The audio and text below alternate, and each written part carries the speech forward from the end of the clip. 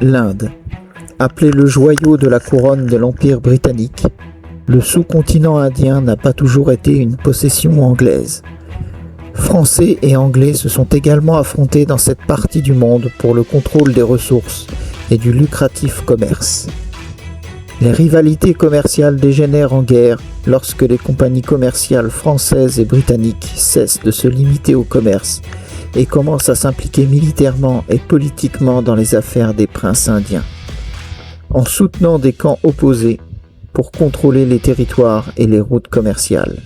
Le principal comptoir britannique, Madras, est capturé par la marine française conduite par Labourdonnais en 1746. En remerciement de leur soutien, les princes indiens donnent des terres à la Compagnie des Indes orientales françaises. Le fort Saint-Georges et Madras sont rendus aux Anglais en échange de Louisbourg. Le soutien des Français aux nababs locaux leur permettent d'étendre leur influence au travers le sud de l'Inde. Dupleix devient un faiseur de rois, ou plutôt un faiseur de nababs. La puissance française est en effet un facteur déterminant pour accéder au pouvoir. En voyant la montée de l'influence française dans le sous-continent indien, les Britanniques décident de soutenir les princes opposés aux Français. Cette guerre, qui ne donne pas son nom, se fait par procuration via les princes indiens locaux. La Compagnie française des Indes orientales craint que ces affrontements dégénèrent en guerre ouverte. C'est pourquoi les actionnaires de la compagnie font appel au roi, Louis XV, et obtiennent le renvoi de Dupleix. Depuis la France, la politique expansionniste de Dupleix est coûteuse et pourrait entraîner la compagnie dans une guerre à l'issue incertaine. Charles Godeheu négocie avec les Anglais un traité qui stipule que les deux camps se retirent de la Carnatie et cessent d'intervenir dans les affaires des princes locaux. Les princes soutenus par les Français se sentent trahis. Ils prennent contact avec les Anglais qui se précipitent sur l'occasion. En effet, ce traité permet aux Britanniques de reprendre la politique française à leur profit en récupérant leurs alliés locaux. Robert Clive, qui n'est à l'origine qu'un simple administrateur de la Compagnie britannique, observe et comprend que les Français ont commis une erreur. En juin 1756, le jeune nabab du Bengale, Siraj al-Dawla, soupçonne les Britanniques d'abriter des opposants politiques.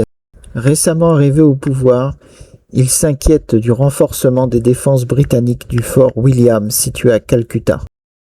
Il leur envoie un ultimatum stipulant l'arrêt des travaux. Les Britanniques ne daignent pas répondre.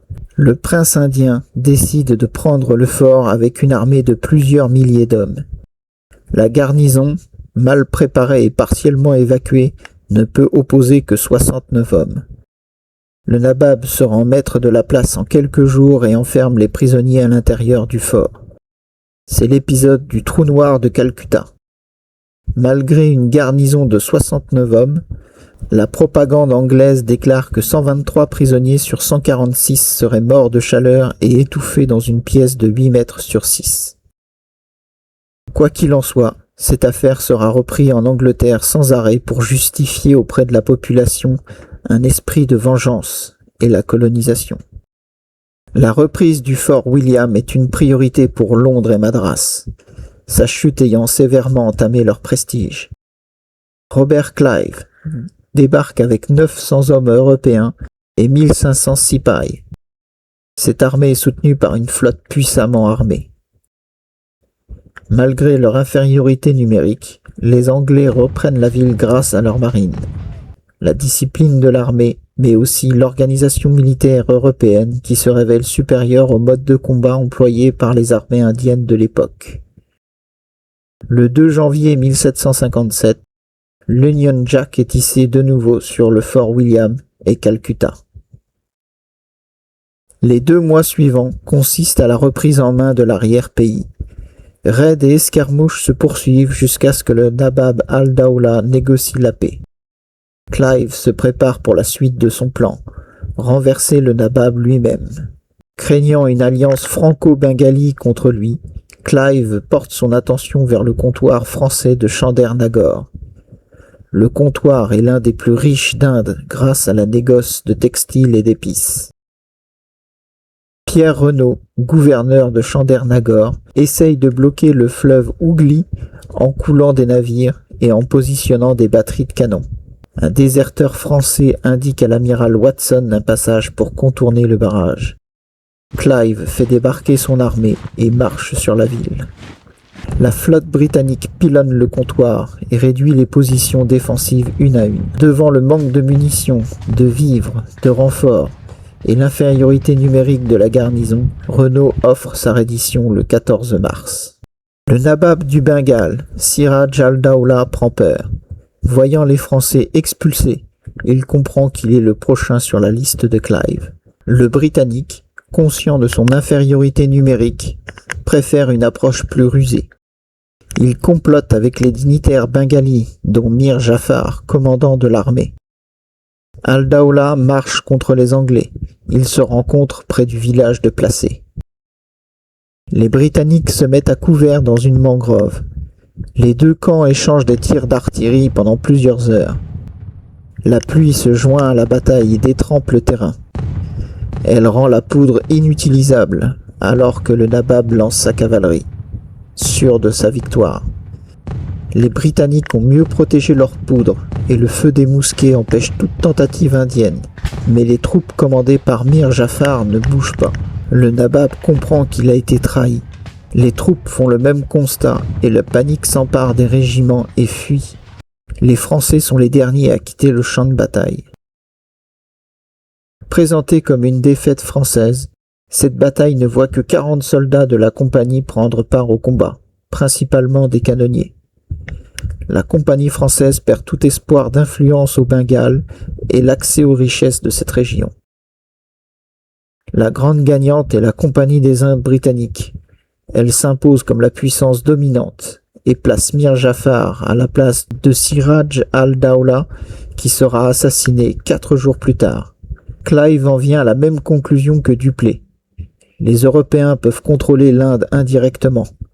Les richesses du Bengale viennent alimenter la machine de guerre britannique et la Compagnie des Indes devient un petit État. Elle possède son armée, son territoire, lève des impôts et a sa propre diplomatie. Le remplaçant de Dupleix, Lally Tollendal, est arrivé en Inde avec 4000 hommes en renfort.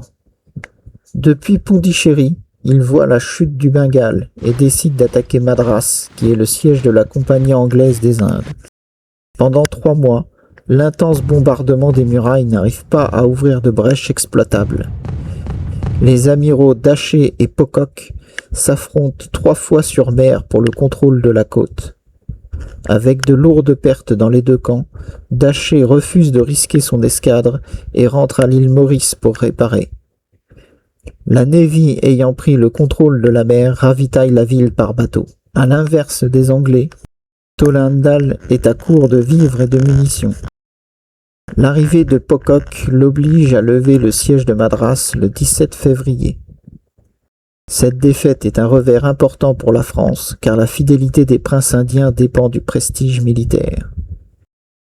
Parallèlement au combat à Madras, le marquis de Conflans est attaqué et vaincu par les Anglais à Condor, puis à Masulipatam. La perte de la ville prive Tollendal de renforts et d'argent. La perte du nœud commercial affaiblit encore la présence française et le nabab du Décan se tourne vers les Anglais. Essayant de desserrer l'étau anglais, Tollendal les attaque à Wandiwash. Les Français marchent sur les tuniques rouges qui les attendent retranchés. L'artillerie joue un rôle fondamental et celle des Anglais est placée en hauteur et dans l'échange de tirs, un caisson de munitions explose, créant un flottement dans les rangs français. Les contingents indiens abandonnent le combat et le reste de l'armée suit. Les Anglais préparent le siège de Pondichéry et encerclent la ville en septembre 1760. Les forces britanniques bloquent le port par la mer et par voie de terre et bombardent la ville. L'amiral Daché ne peut plus secourir la garnison car la flotte de la compagnie britannique a reçu des renforts de la métropole et la flotte française doit se retirer. Le moral dans la ville est miné par 2 années de défaites et de privations. Les canons détruisent la ville un peu plus chaque jour. La maladie et la famine font plus de victimes que les combats. Tollendal essaie plusieurs sorties mais sans succès. Après plusieurs mois de résistance, la ville est contrainte à la reddition le 16 janvier 1761.